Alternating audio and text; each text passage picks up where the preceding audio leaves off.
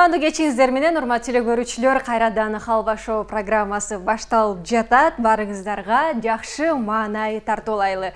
Жана сөз түрдө сиз дагы биз менен бирге болууга аракет кылыңыз. Анткени дегенде алдыңкы 1 саат аралыгында сиздер менен жакшы бир маанайды бөлүшөлү, энергия тартуулайлы бири-бирибизге, жана ошол эле учурда бардык көрүүчүлөрүбүзгө жакшы кечтин уланышын каалайлы. Жана бүгүн өзгөчө эфир болгону турат. Дароо тааныштырып баштай берейин. Менин оң тарабымда үй бүлөлүк сонун бир парочкалар десек болот. Бакыт плюс студиясы Нурила Дөталиева жана Бакытбек Дөтали. Кол чаап коелу, келиңиздер. Кош келиңиздер. Рахмат. Нурила эже, кош келиңиз. Азыркы учурда эмне менен алек болуп жатасыз? Азыркы учурда жолдошумдун студиясына жардам берем. Адан тышкары Сыгата районунда культурада иштейм, мектептерде иштейм. Колумдан келишинче организатор өзүмдүн кесибим боюнча аракет кылам. Тойлор эгер бирөө жакшылык берем деп калса, той жөнүндө сурап калса, колумдан келген болгон жакшылыгымды ошо тойду жакшы өтүш үчүн аракетимди кылам. Жолдошумдун студиясына жардам берем дедиңиз да, кантип жардам бересиз? Тойлорду таап элеби же башка дагы? Жок, основном монтаждарды, монтажда жасай бересиз. Монтаж жасай берем. Анан көбүнчө слайдтарга басым жасайбыз. Бир адам юбилей берем деп калса, ошо слайдтын өмүр баянын полный чыгарып бүт баарын эме кылганга колумдан келишинче, анткени ошол киши менен сүйлөшөм. Ал эмне каалайт, анын историясы кандай, ошого карата редактор болбосом дагы текст жазам. Анан ошонун текст аркылуу, анан кийин текстте башка радиодо иштеген кыздар бар, ошолорго окутам, анан ошону редактировать этип, именно слайдты өзүм жасаганга аракет кылам да. Мен оң колум болуп атат да. Биякта оң колум болуп атат. Бакыт байке, анда сизге суроо береличи. Азыркы учурда, мисалы, көп жылдан бери тартып жүрбөйсүзбү сизчи? Мурдагыга салыштырмалуу өзгөрүү, монтаж, бардыгы укмуш өзгөрүп атат, алмашылып атат жыл сайын дегендей. Азыр кандай өзгөчөлүктү элдер каалап атат? Негизи биз Нурила экөөбүз ошо телевидение таанышып, анан кийин ошол жактан үй бүлөнү куруп эме жашап атабыз. Анан кийин телевидение чыгып кетип, өзү студияны түзгөнбүз да. Анан кийин ошо өзү студияны түзүп, анан кийин иштеп баштаганбыз да. Мен мисалы тартсам, биякта Нурила болсо редакцияны, ошону ресурсы жактан көп эме вклад кылды да. Анан кийин мурун технология, съемка, полностью аппаратура башкача болчу. Азыркы заманда болсо деңгил ошо видеосъемканын көтөрүлүүдө уже кадимкидей эле цифровой форматка чыгып, биз кандай мурун телевидение иштегенде ошондой эле болуп калды. Биякта профессиональный звук, петличка, ошондой биз уже профессиональный уровень чыгып, аппаратураны да ошо деңгээлге көтөрүп, алып, ошо азыр ошондой эме форматта иштеп атабыз. Мурун негизи иштегенибизге 20 жылдай болуп калды да, элдер өзүн өзү көрсө эле болду, ошого сүйүнгөн учур болгон да. Анан багы разницасы дейм айтып атпайм, мурун багы гүлдөрдү кошуп, эффекттер менен ошого сүйүнгөн да. Азыр минимализм. Азыр что есть, ошону эле анан никаких эффект колдонбойбуз мурункудай. Мурун багы Идус деген программа менен иштечик. Ада эффекттер көп да, азыр Adobe'то эффект жок. Вообще даже кадрдан кадр менять эткенде мен да койбойбуз, простой адамдарга уже азыркы эме минимализм да, жөнөкөйлүк. Анан ошол бакыт айтып атпайм, мурун жөн эле тартышык баг, залдын шуму эме, адам даже үнүн укпаса деле ошол телевизордон өзүн көрсө сүйүнчү да. Азыр эл өзү уже, как говорится, современный болуп, уже карап, көрүп, уже эл сами они уже выросли в этом плане. И уже карап атканда көргөндө сурайт, эмне үчүн биякта ушундай, почему биякта шум болуп атат. И чтобы идти со временем, чтобы идти быть в тренде, биз дагы өсүш керекпиз да. Биз дагы өсүп, ошо камера лайктуу алып, ошундай тартып, здесь тоже там съемка зависит там как снимать будешь, как от ракурса, от профессионализма все зависит. Так что без ошо аракет кылып атабыз ошо. Эң сонун демек элдин талабы дагы өсүүдө, сиздердин дагы техника бардыгы өсүүдө. Түшүнүктүү. Жакшы, анда келиңиздер, бүгүн оюн ойнойбуз. Сиздердин командага ат кое алышыбыз керек. Кандай ат коелу? Ну, эми бията биз студия бакыт болуп атабыз. Эми мен айтып берейин, бията студия бакыт мен өзүм атымды ойлонуп коюп деп эме оюн жок болчу да. Меники бакыт деген счастье, бактылуу болсун деп, ушундай бактылуу кадр чыксын деп ушундай аракет кылып аткам да, ушундай оюн кылып аткам да. Анан кийин бията студия бакыт деп биз эми атын койгонбуз да. Анан плюс бесконечный бир эле ошо видеону тартпастан бүт полный ошо видео деген. Слайд-шоу, клип, ошундай передача, ошундай сыяктуу плюс деп ошундай видео менен токтобой эле фото, видео дегенде ошундай ошону плюс коюп койгонбуз да. Ошондо Бакыт плюс азыр команданын аты. Бакыт плюс болосузбу?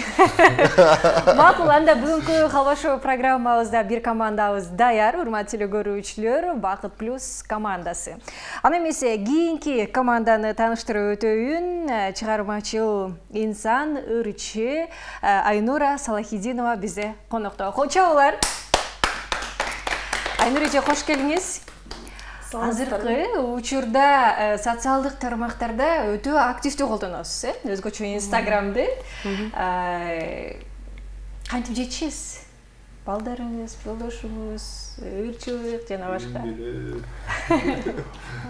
Эң негизгиси мында орусча айтканда желание, баардык нерсени өзүң аракет кылышың керек. Убакытты үнөмдөп, туура колдонгонду үйрөнүш керек. Мага эч кандай жана СММшик жана азыркы учурда баарын жалдап жүрүшөт го жаныначы. Мен андайларды деле колдонуп көрдүм бир-эки жолу. Анан мен оюмдагыдай болбойт. Ошондуктан баардыгын өзүм кылганга аракет кыламын. Жетишкенге аракет кылам. Бир күндө эң көп чыккан тоюңуз канча болду эле? Канчага чейин? Эң көп чыккан тоюм мен күндүз деле тойлор болот да, 11 тойго чыккам. 11 тойго бир күндө.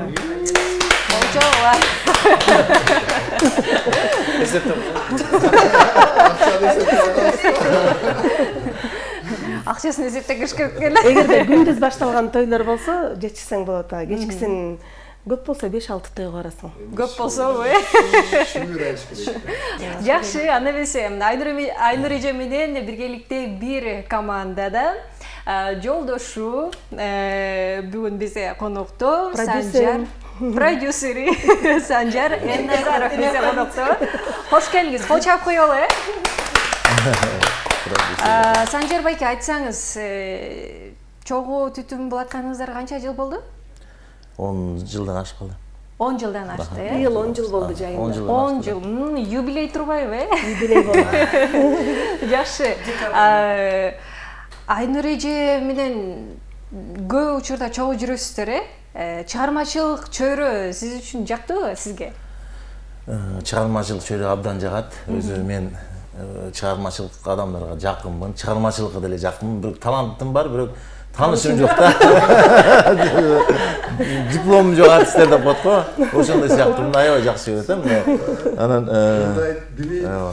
Анан бүгүн чөйрөсү менен бат эле тил табышып кеттим. Билем да ошондой. Менден дагы менин жакындарым менен, менин досторум менен мени мисал үчүн бир жакшылыктарга барып калсак, биз сен айткандай той топурларга барып калам. Анан бошобогон учурда, ай өзүң келбесең кой Санжарды жибери дешип. Менден дагы Санжарды көбүрөөк жакшы көрүшөт. Мен жакын дос болуп алышканда, чындыгында. Өтө жакын чыгармачылыкка таланттуу чындыгында. Чыгармачылык адамдарды инсандар сыйлайм. Өзүңүз ырдап чыгайын деген пландар барбы? Жакшы эле намёктөрдү берип, 10 жылдан бери жакшы эле намёк кылып эме кылсам түшүнбөй коюп, эмне кылайын, эми биягы поздно кеч болуп калды эми. Менин курбу кыздарым ошо Роза эжелер күлүп калышат. Андан кийин Санжар менен ырдап чыгабыз, болду Айнур эми очередти бер депчи. Биздин мындан айканабыз 4 жыл мурун бир юбилейлик жакшылыгыбызда тойдо сюрприз кылып элдерге атайын дуэт ырдап чыкканбыз. Тойдун акырында ырдап чыкканбыз, бирок азыр YouTube каналыбызга жүктөп койгонбуз. Ал жактан көптөгөн суроо талаптар болот. Санжарды аябай макташат. Ай сондурдай турбай деп. Кече жакында бир жакшылык тойго дагы заказ болду. Юбилей экен да, анан кайсырды деп чыгасыз дейт, анан баланчарым бар, төкүнчөрүм бар, көрүп чыксаңыздар болот, YouTube'га кирип, бүт ырларды угуп көрүңүздөр, жакканда да берейин. Баягы алып киргенге депчи, анан көрүшүп, ошол жактан жолдошуң экөөңүздөрдүн ырдыр деп бериңиздер деп суранды да. Кандай эле, сенин менен деген ырда. Ошол ырды ырдап бериңиздер дейт, мен жолдошум деген гонорары өтө кымбат, ал чыга бербейт деп. Ошентип отказ кылып койдум, башалапчы. Ошентип экөөбүзгө жакшы бир сунуш келген, айттым, кааласаңыз барып ырдап келели десем, күлдү. Жок, барбайм депчи. Бир акчасын көрүп, бир эме жытын алып алгандан Ал ушундай кымбат чыксаңыз, гонорар кымбат болсо, чыга берет болушуңуз керек, Конечно, уят жок. Мен жакшы. Уурдаган жокмун, өзүң мээнетиң менен таап атасың. Ооба. Ийгилик каалайбыз анда. Келиңиздер. Анда сиздердин командага кандай ат коелу? Ай, биз эми Бакыт плюс, анан Санжар плюс дей албайбыз да, биздин студиябыз жок да, эми кандай ат коелу? Эмне болду эле? Кандай кылсак? Мындай эми менин кайненемдин аты болуп калат, ошого биз баягы синоним кылып Жайдары деген ат коюп коелу, мындай көңүлдүү деген мааниде. Жайдарылар бар. Жайдары командасы бололу, Кайненемдин аты, апаңыздын аты ким? Шайыр. Айнур эже айта албайт атпайбы өзүчү. Жайдары командасы деген. Жайдары командасы. Жакшы болот. Анда эмесе, урматтуу көрүүчүлөр, экинчи командабыз дагы даяр. Бизде Бакыт плюс командасы жана Жайдары командасы. Эки команда бүгүн жарыш өткөрүшөт. Оюндар болот. Айта кетүүчү нерсе, бүгүнкү программабыздын башкы демөөрчүсү Абдыш Ата компаниясынын эң биринчи атамекендик өндүрүшү энергетикалык суусундугу бул Nitro энергетикалык суусундугу. Ар бир бөтөлкөнүн ичинде энергия бар деп сиздерге эсиңиздерге салып өтөлү жана бүгүнкү программабызды баштайбыз. Биздин айрымабыз жок. Биз биргеликти гана жеңебиз. Күч биримдикте. Ар бирибиз жеңүүчүбүз. Nitro Олимп чемпиондорунун күч кубаты.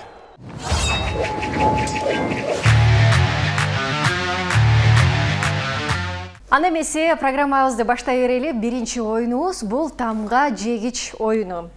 Анда эмесе оюнун шартын түшүндүрө кетейин. Бул жерде сиздерге азыр мен суроолорду берем. Суроолорго жооп бересиздер. Ар бир оюнда убакыт чектелүү болот.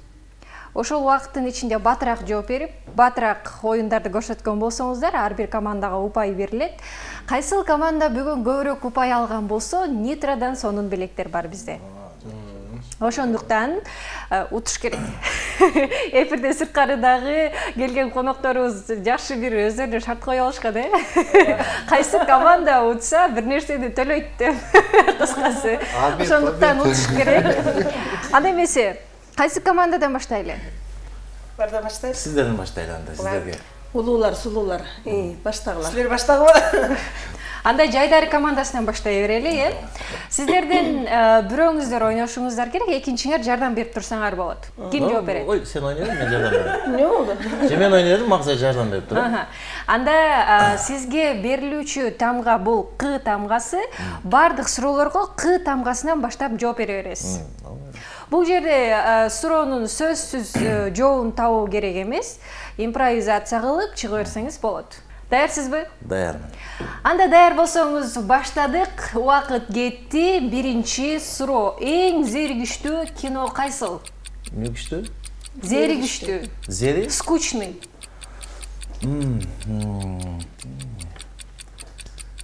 Убакыт кетип атат, баттан жооп беребиз.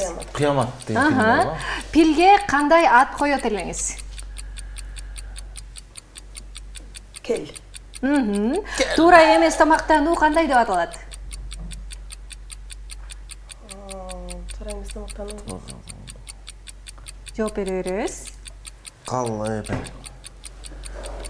Көп жегендикпи? Макул деген сөз япончо кандай айтылат? Кавачика. Чабандардын жакшы көргөндөрү? Кимдердин? Чабан.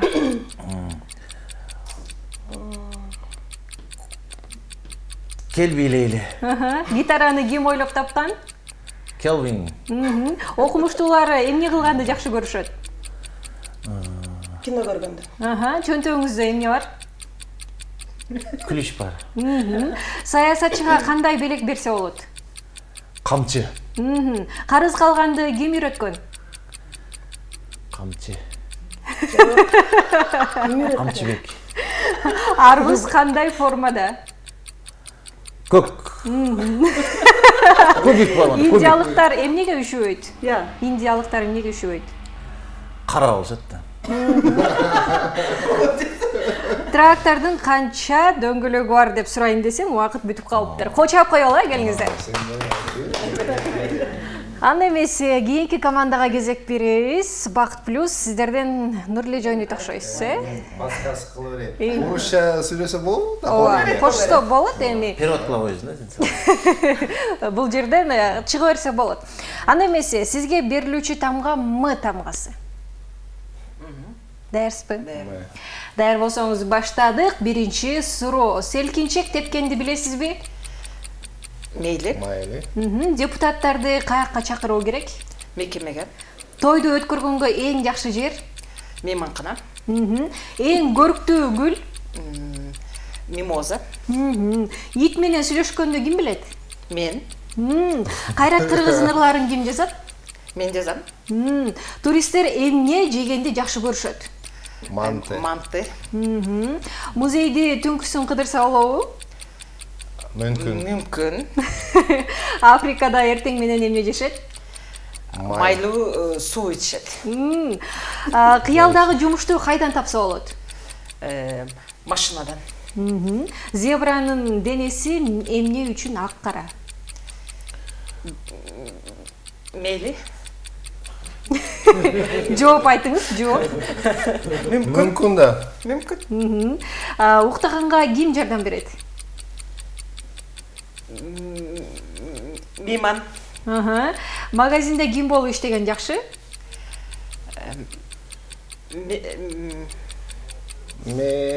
Грузчик.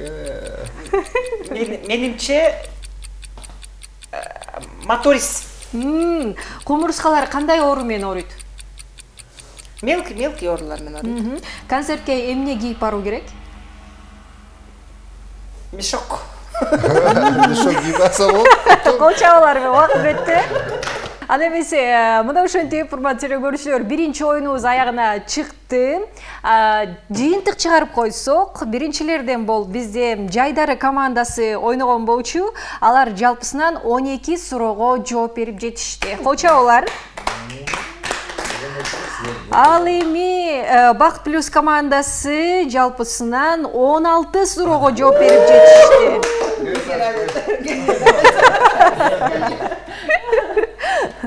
Ошону менен көбүрөөк суроого жооп бергендиги үчүн Бакыт плюс командасына бул оюнда бир упай бердик. Анда эмесе, экинчи оюнубузга кезек берели. Алло, сен кайдасың деп аталат.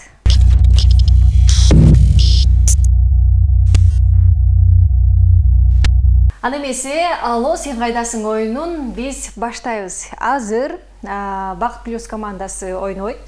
Нурлеже, экрандан азыр сөздөр, жерлер чыгат, ар кайсы жерлер чыгат.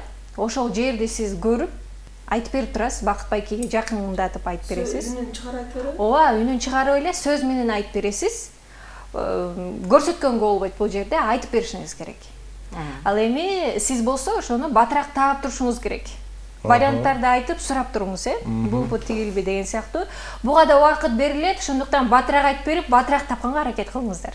Хорошо. Даярсыздарбы? Даярбыз. Анда баштадык. Биринчи жер. Убакыт кетти. Бир жерге барып тартабыз го?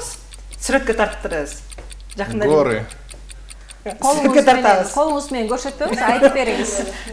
Барып жакында уже башталат. Сен ар бир эмеге кирип кыдырып фотосессия. Бирлегедесиң. Ошо кайсы жерге барасың? Кайсы мекемеге? Школу. Калышасың. Мектеп. Кийинкиси. Биз баягы көлгө барганда, Санжар эки баласын алып эметкенде сен усуктан делең го? Скатерть. Скунер. Туура. Кийинкиси. кышына барыш керек. Обязательно. 2 жылдан бери бардык. База лыжная. Кийинкиси. Көптөн бери түшө элекпиз. Мен сен түшө элексиң, мен түшкөм да. Мурун кичинекей кезинде шаардан айылга барчың. Баня. Кичинекей кезиңде шаардан отуруп ал, апам сени эритип ал, айылга барчың. Эмне менен барасың? Мотоцикл. Жок. Машина. Жок. Машина түштүң беле. Ошол убакта апам сени эритип ал, айылга. Автобус. Кийинкиси. Күнүгө 2 күндө бир барып коюп турасың. Бензин. Газ. Кайерге барасың? Заправка. Кийинкиси. Күнүгө эме түштө экөөбүз бар тамак жейсиз го? Столовая. Кийинкиси. Убакыт бүттү. Жакшы, кочоп коелу анда. Жаман сүйлөйсүң я. Бол азыр айт дегендей эме. Коркуп отурматпы буякта. Мына ошентип бул оюнду Бакыт плюс командасы ойноп бүттү. Азыр кийинки Жайдары командасына кезек берели. Алар кандай айтып берип, кандай табышат болду экен байкайбыз.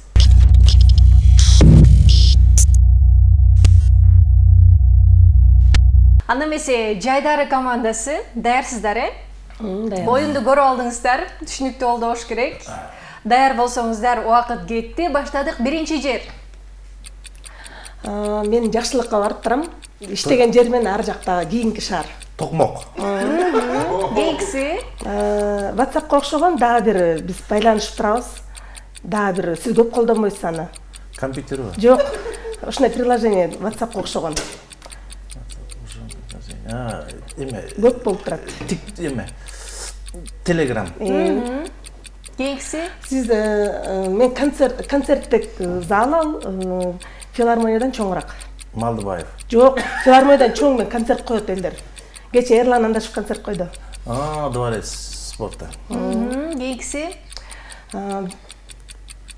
Баягы күнү мен балдарым менен бизде балдарыбыз дайыма барып турат, көргөнү дем алыш сайын. Технопарк. Жок, ошого окшогон. Парк. Ал жактан жакшы эме көрүп турабыз. Эме кино театр. Кийинкиси. Жакшылык тойлордун бир түрү кичинекей балдардын тою. Сүннөт той. Жок, ошого окшош. Эме. Жок, андай эмес. Эмечи. Тушоо кесиби. Жок, кичинекей наристе төрөлгөн той. Эме, бешик. Жок. Бешик той. Жок, ошол Жентек той. жентек той. Кийинкиси. Жаныбарларды көргөн жер. Зоопарк. Кийинкиси. Бишкек шаарынын мурунку аты. Фрунзе. Оштогу эң чоң тоо, борборундагы. Сулайман тоо. Убакыт бүттү, кочолор.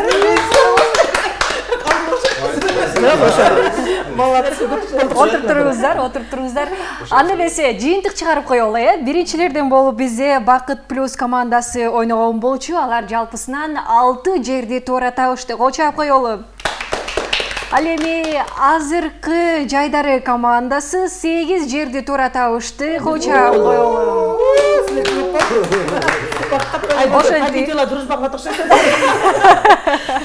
Анда эмесе бул оюнда бир упайды Жайдары командасына бердик дагы, жалпысынан 1-1 эсебинде келе жатабыз.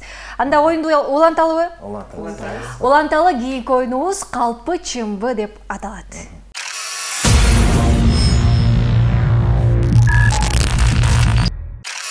Анда эмесе калпы чымбы оюнун баштай берели. Азыр жакшы угуп алыңыздар. Оюндун шарты боюнча мына ушундай карточка бар менин колумда. Ичинде калпы чымбы деген жазуулар бар. 2 эле сөз жазылган. Азыр 2 командага бирден берем. Ичинде кандай жазуу келсе, ошондой бир окуя айтып бересиздер. Калп деп келсе, 2 командага тең берем, 2 команда тең айтат. Калп деп келсе, калп эле бир окуяны айтасыздар. Чын деп келсе, чын бир окуя айтып беришиңиздер керек. Узунбу, кыскабы? Өтө кыска эмес, эми бир кыскараак окуяларды. Аны экинчи команда табат. Булар калп айтты же чын айтты деп. Сиздер айтып берген окуяны экинчи команда калп экенин же чын экенин табыш керек. Болгону негизги нерсе бул жерде сиздер ошону таптырбай айтышыңыздар керек. Эгер алар таап кете турган болсо, упай аларга кетип калат. Чын деп келсе, мисалы, чын бир окуяны айтып бересиздер дагы, бирок баягы калп айтып аткан сыяктуу актердук чеберчилик бул жерде керек да. Калп бир окуя келсе, чындыкка окшоштуруп айтышыңыздар керек. Түшүнүктүү болдубу? Суроолор болсо берсеңиздер болот. Көрөктүм. Кыскасы, мына ошол карточкадагы жазууну эки команда бири-бириңиздер көрбөйсүздөр, ошол карточкадагы жазууну экинчи команда табыш керек. Анда эмесе, аралаштырып эки командага мен берейин. Бирден алсаңыздар болот. Экинчи команда көрсөтпөйбүз, командалар бири-бириңиздер менен. Бири-бириңиздер менен көрөсүздөр. Биз деген нерсени сиз кандай жазуу келсе ошондой бир окуя айтасыздар. Булар табыш керек. Бирок ошону таптырбай айтканга аракет кылыңыздар. Сиздерден баштаганбыз, жанакы оюнда. Азыр Бакыт плюс сиздерден баштайбыз. Биз баштайт бекенбиз. Биз баштайбыз, а? Ким айтат окуяны? Так. Мели мен айтып берейин. Силе берейинби? Макул айта бериңиз анда, бул жак угуп табышат. Так, мурун мен бир тойго барсам, анан кийин шашып-бушуп барып тойду эметип кирсем, ресторанга. Там уже стол баарын даярдап эметип коюшту да. Мен кийин биз эртерээк келип туруп, оформление тартабыз, по съемканы жасайбыз. Анан кийин мен ошондо келип камерамен бар тартып, бүт баарын столдорду тартып, оформление тартып, отуруп, жыргап, чай ичип, ошондой отурсам, бията дагы бир оператор чуркап келди. Анан кийин айтат, говорит, мен бията, тоже камераны алып чыгып тартып баштады. Анан мен айттым, ай, мен тартып атам бията, сен кайсы тойду тартып атасың? Ал айттым, мына мен келдим бията, 50 жаш болмок бията, анан кийин ошо тартып атам. Анан кийин мен айттым, ай, биякта мен тартып атам. Сеники кайсы ресторан, кайсы эме? Анан кийин ал айттым, бията могул ресторан эметип, меники бията 50 жаш болуп атат. Анан кийин экинчи этажда бар болчу. Анан кийин мен айттым, экинчи этажда дагы там бир эме той болуп атат, сен тияка барбайсың депчи. Ал тияка барып, тартып, эметсе, анан кийин эметип кайра келдим а. Айтып атпайбы, говорит, жок, Бакыт байке, бията меники той турбайбы? Анан кийин сиз тияка барыңыз. Анан кийин мен айттым, опой, тияка кандай той болуп атат? Ал айтып атат, 50 жаш болуп атат депчи. Анан кийин биз отуруп калдык көбүбүз. Мен айттым, телефон той иесин бар да. Анан кийин айттым, давай чалалык депчи. Экөөбүз чалсак, ал айтып атат, меники 50 жаш, мен биринчи этажда отурам да. Экинчи болгон этажда. А берки баланыкы биринчи этажда болуп калды. Анан кийин мен экинчи этажга келип калдым. Анан кийин ошондон мен экинчи этажга барып туруп тарттым да. Ал болсо биринчи этажга келди. Уарболдуң экөөң ортоң, э? Анан кийин ошо чынбы, ошондо калп болчубу? Чын эле,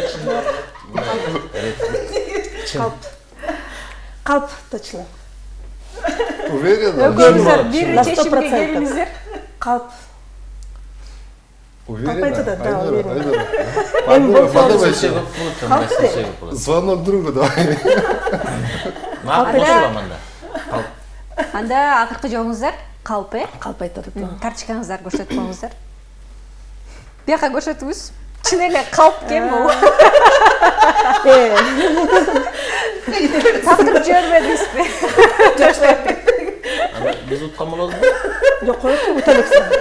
Жок, азырынча. Кой тур, мен ошундай болгон да негизи. Зато тяңы. Сиз калп айтышыңыз керек болчу да. Бул окуя болду беле? Ошундай окуя болду да. Чын эле болду. Анан? Биз ошо бир ресторанга келип туруп, эметип мен карап эмесем, там Калп айтпайт белең анан башка нерсени. Сиздики калп калбайбы? Түшүнбөй калды, зато ничего. Анда азыр муну эсептебей турабыз биз. Эсептелет. Азыр калп эле ошо деме сөз болгон болбойт. Анагасына тартып Не надо было говорить, это вранье говорить, да, было? Сиз калп бир окуя айтышыңыз керек болчу. Сиз чындыкты айтып салбадыңызбы? Чын окуя болгон экен. А карточкаңызды негизгиси булар таап алышты. Биз уже таптык уже болду. Кальпелерди алып койчу. Мендер ошентип койсом болот. Чын эле болуп жатат. Мына ушундай. Аны эмеси биз кийинки командага кезек беребиз. Жайдары командасы. Келиңиздер, окуяны ким айтат сиздерден? Айтайын, мен 98-жылы Анталияда бир кино тартылып калдым да. Голливудтагы фирмалар бар го, жанагы эме бирдеке Браза деген фирмалар ошолар тартып калды. Анан актерлар керек деп калды да. Анан 5-6 баланы тандатты, Анталияга барып анан кышында ошода кино тартып баштадык. Эме барып атат. Жанагы Брус Ли Нурманов аткарган жанагы эмелер, Джеймс Скотли, Ванесса Мей бар ғой. Ошо болгон чогана кино тартыла баштадык. Лампаладина деген восточный версиясы экен, аябай. Сонун чоң фирма экен. 10 күн, 13 күн тартылдым. Аябай сонун болуп жаткан жерибиз эми укмуш. 5 жылдыздуу гостиница.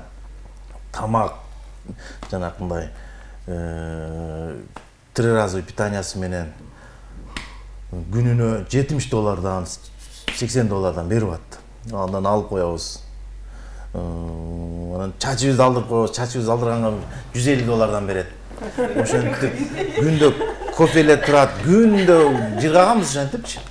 Ошентип чоң актерлор менен кино тартылып, Голливудтун актерлору менен. Ал кино чыккан, чыккан. Анан ишенбейт эч ким эле жанагы менин киного тартылдым. Джеймс Скотли, Ванесса Мей менен койчу сен менен кандай кино. Кино тартылып. Ошол чынбы же калппайбы? Тартып келген. Сиздердин оюңуздар кандай? Айтып берген болгон ошону чын эле. Чын айтып атат. Айтып бергенби? Сиз айт элек окуябыз айтпайт белеңиз. Чын, карточкаңызды көрсөтөбүз. Чын. Кино чыкпай калды. Ооба. Мына ошентип экинчи команда дагы таап алышты.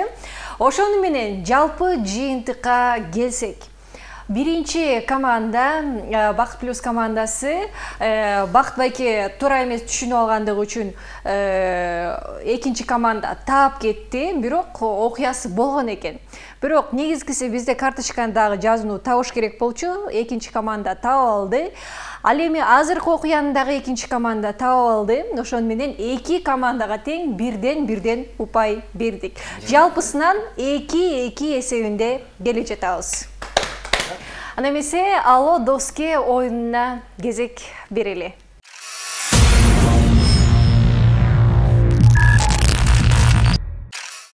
Ана эмесе Алло доске оюнунун шартын түшүндүрө кетейин.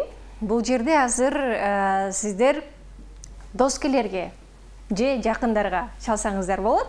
Бизде экранга бир суроо чыгат, 3 вариант жообу бар. Бир варианты туура жооп. Сиздер чалган адам жооп берген жоопту биз туура деп кабыл алабыз, өзүңүздөр жооп бергенге болбойт.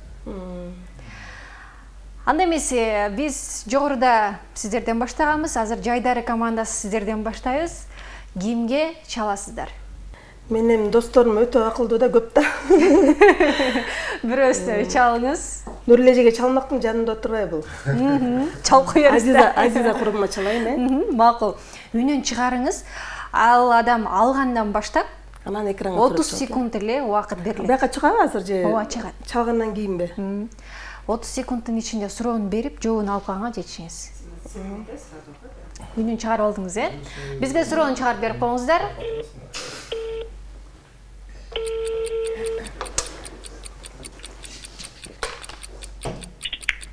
Алло. Азизахан, кандайсың бизге? Жакшы. Азыр мага бир эфирде отурам. Мага 3 суроо, то есть бир суроо 3 варианты менен болуп атат. 30 секунд убактыбыз бар, ошого жооп берип койчу, жардам берип койчу. Дүйнөдөгү эң узун дарыя. Амазонка, Нил, Волга.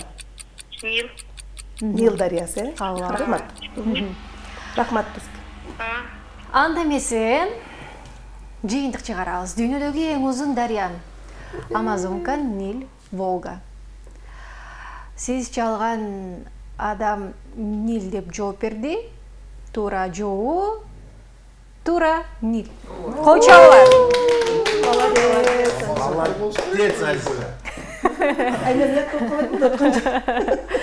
Анда эмесе кийинки командага кезек берели. Сиздер кимге чаласыздар? Жылдызбек досубузга чалат деп ойлоп атасыз. Аркараак отуруп алыңыз. Бет алып отуруп эле. Ошол жерде эле, ооба. Жылдызбек досуңуздарга чаласыздар, Жылдызбек Турсунбаев досубузга чалат. Макул. Чалыңыз, үнүн чыгарыңыз. 30 секунд эле убакыт берилет. Эгерде жетишпей калса, өчүрүп кое бересиз. Ошондуктан батыраак айтканга аракет кылыңыздар. Суроону чаап берип коюңуздар. Алло, саламатсызбы? Кандайсың Жылдызбек? Сага бир 3 суроо берелик, ошону туура жообун бергенге аракет кылып кой. Бир суроо. Дүйнөнүн эң бийик чокусу эмне деп аталат? Джамалунга, жеңиш чокусу, Килиманджаро.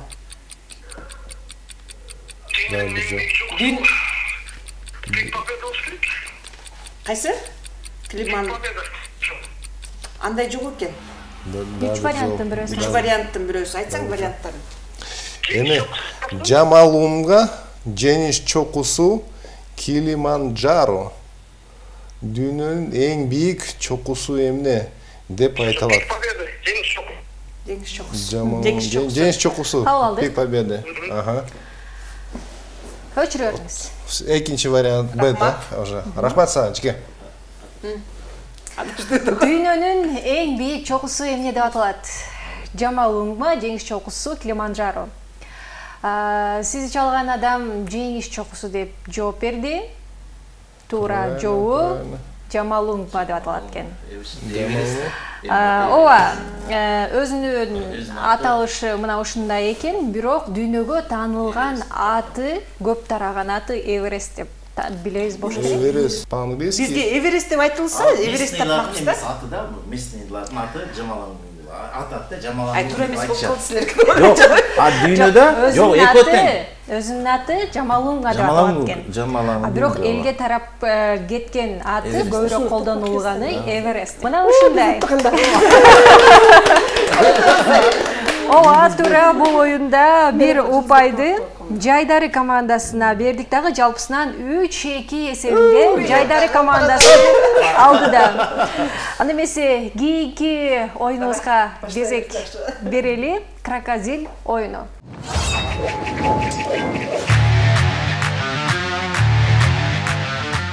Анда эмесе Крокодил оюнун баштай берели. Бул жерде азыр Бакыт Плюс командасы ойнойт. Оюндун шартын билесиздер болуш керек. Крокодил оюнун көптөр ойнойт го. Анда айта кетейин. Экранга сөздөр чыгат.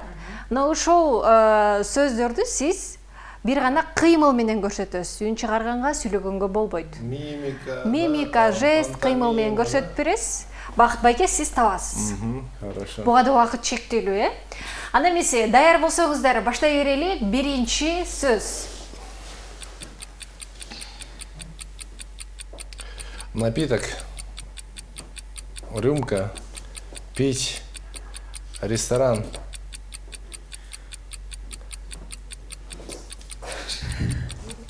Водка. Пить. Рюмка. Кружка. Сүйлөбөңүз. Туура. Кружка.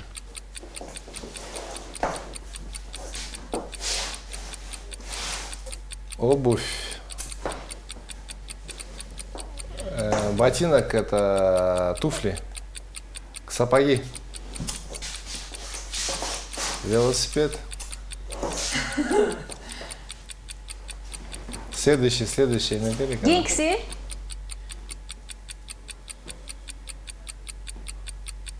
Миксер. Кийинкиси.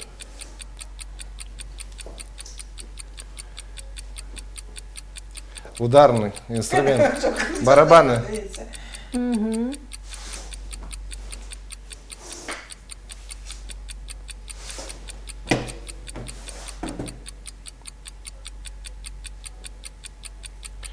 Открывать, закрывать. Кошелек. Сумка. Следующий. Убакыт бүттү. Убакыт бүттү. Чапта деп атпаймын. Чапта деп атпаймын. Мына ошентип азыр Бакыт плюс командасы ойноп бүттү. Азыр Жайдары командасына кезек берели.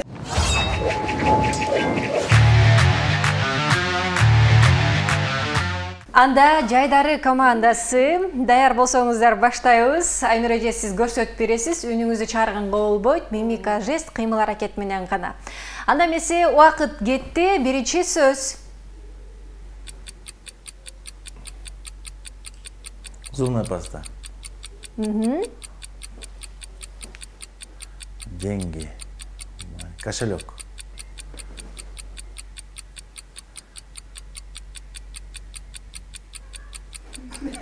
Карта. Генкisi. Генкisi. Панорама. Телевизор. Ужас, вампир. Ага, генкisi.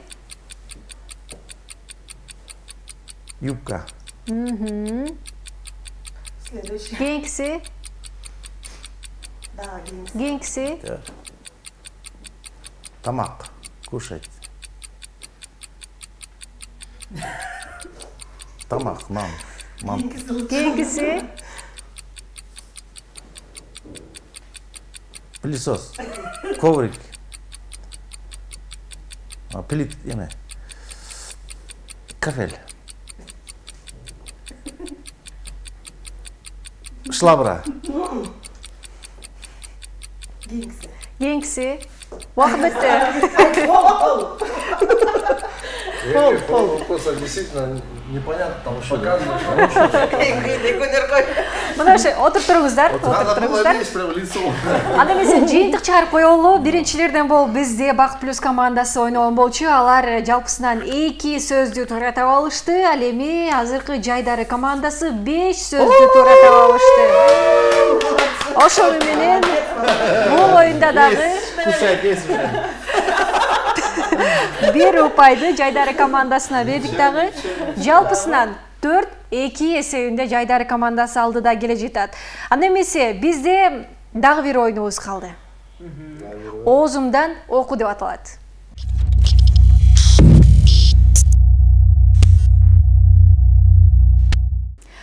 Анда эмесе оозумдан оку оюнун баштайбыз. Оюндун шартын түшүндүрө кетели. Азыр Жайдары командасы ойноп баштайсыздар. Экранга жанагындай эле Санжар байке сөздөр чыгат. Сиз көрүп, оозуңуздун кыймылы менен гана айтып беришиңиз керек. Айнур эже, сиз болсо табасыз. Азыр музыканы чоңойтобуз, эч нерсе сизге угулбай калат. Буга да убакыт чектелүү, батыраак айтып, батыраак тапканга аракет кылыңыздар. Колду жаңсаганга болбойт. Башка мимика жесттерди кылганга болбойт. Оозуңуз гана кыймылдашы керек. Анда эмесе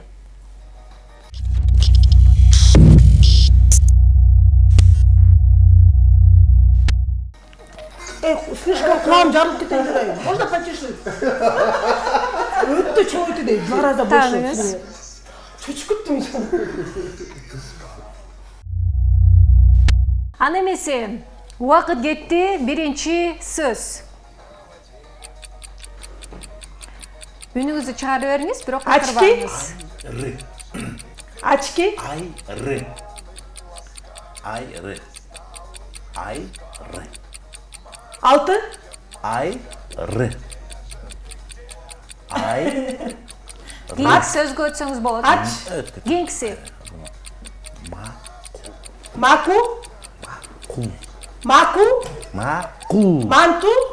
Макул. Макул. Магу. Макул. Мату. Макул. Машу. Кул. Мату. Кул. Маку. Айти башка. Кийинкиси. Арбуз. Арбуз. Ампу. Арбуз. Акпу. Арбуз. Акпу. Арбуз. Ачму. Arbuz. Акбу? Arbuz. Arbuz. Акбу? Arbuz. Башка следующий. Кийинкиси Мышык? убакыт бүттү. Мык? Убакыт бүттү. Эмне деп атасың? Иши бир сөз чыгып жок. Биринчи оюнчуларыбыз ойноп бүттү. Жайдары командасы азыр кийинки командага кезек беребиз.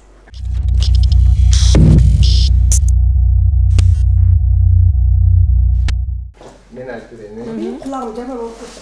Слишком отурса. ташлап оозуңду ачып берсең Ичине карасаң, там думаешь, что там. Аны эмесе Бакыт плюс командасы даярсыздарбы? Даярбыз.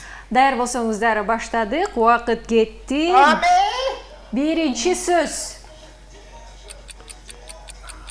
Үнүңүздү бир аз чыгарыңыз, кыйкырганга болбойт. Нан. Азыр угулуп калды, азыр. Кайра кеттик кийинкиси. Ток. Аха, кийинкиси.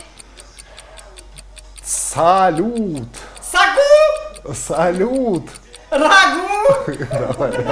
Кийинкиси. Бом.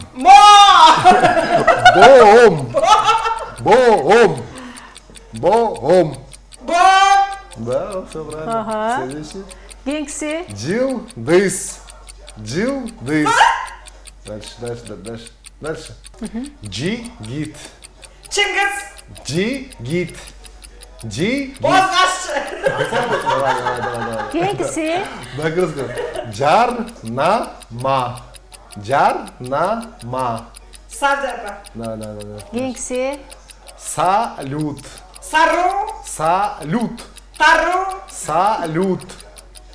сарбыз Убакыт бүттү. Biz салют эмес. Убакыт бүттү. Салют. Жана табылбай калган сөздү кайра чыгардык.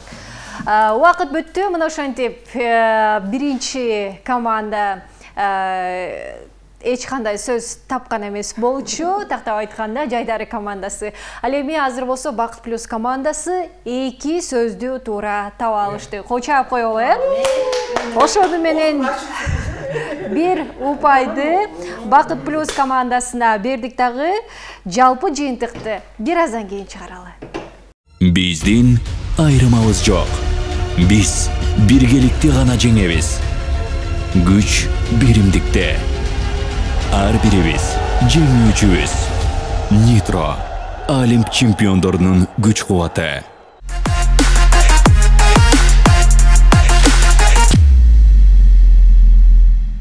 Аны эмесе Халва шоу программасынын сонун көзүрмөмдерине келдик. Анткени жеңүүчүлөрдү тандадык, жыйынтык чыгат жана ушул белектерди тапшырабыз. Бүгүн жалпысынан 2 команда тең мыкты ойношту, бирок бирөө жеңет, бирөө жеңилет дегендей. Бүгүн 4-3 эсебинде алдыга чыгып, Жайдары командасы Халва шоу программасынын жеңүүчүлөрү болду. Ошону менен бүгүнкү программабыздын демөөрчүсү ушул энергетикалык суусундук Нитродан сонун белектерин сиздерге тапшырып коелу, келиңиздер. Кол чабуулар. Ал эми Бакыт плюс командасы дагы жакшы оюн көрсөткөндүгү үчүн сиздерге суусундуктарды ыйгарабыз, келиңиздер. Кабыл алып коюңуздар. Бакыт плюс лучший.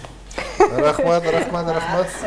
Аны эмесе бүгүн Жайдары командасында Айнура Салахидинова жана Санжар Энназаровдор болду. Кочап коелу Халва шоу программасынын жеңүүчүлөрү.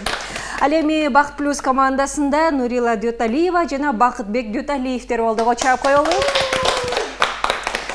Сиздерге чоң рахмат келгениңиздер үчүн, жакшы оюн көрсөтүп бергендигиңиздер үчүн ийгилик каалайбыз. Кол чабуулар, урматтуу көрүүчүлөр, ушундай жакшы маанайда программабызды жыйынтыктайбыз.